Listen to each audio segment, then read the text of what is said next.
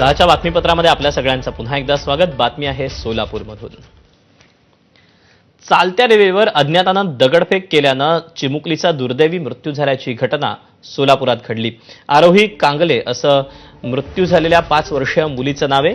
कुलदैवतेच्या यात्रेवरून सोलापूरला परत येत असताना विजापूर ते रायचूर एक्सप्रेसवर बाहेरील अज्ञातानं दगड भिरकावला। हा दगड याच चिमुकलीला लागला। यानंतर तिला उपचारासाठी सोलापूर शासकीय रुग्णालयात दाखल केलं। यावेळी डॉक्टरांनी तिला मृत घोषित केलं। सोलापूरच्या होडगी आणि टिकेकरवाडी स्टेशन दरम्यान ही घटना घडली।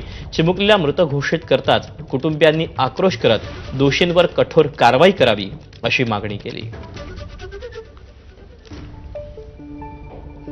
सोलापूरला परतत असताना टिकेकरवाडी स्टेशनच्या अगोदर 3-4 किलोमीटर पाठीमागे डावीकडेच्या बाजूला खिडकीतून भरधाव वेगाने एक दगड आला आणि ते दगड येऊन माझ्या भावाच्या मुलीच्या डोक्याला मार बसला आणि त्या डोक्यातून रक्तबंबाळ वाहत होता।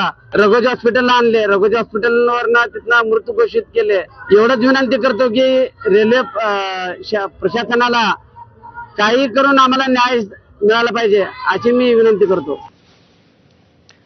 आणि या बातम्यांसोबतच 10च्या बातमीपत्रात वेळ झाली इथेच थांबायची। ब्रेक नंतर मुंबई आणि उपनगरातल्या बातम्यांचा आढावा मुंबई ईस्ट वेस्ट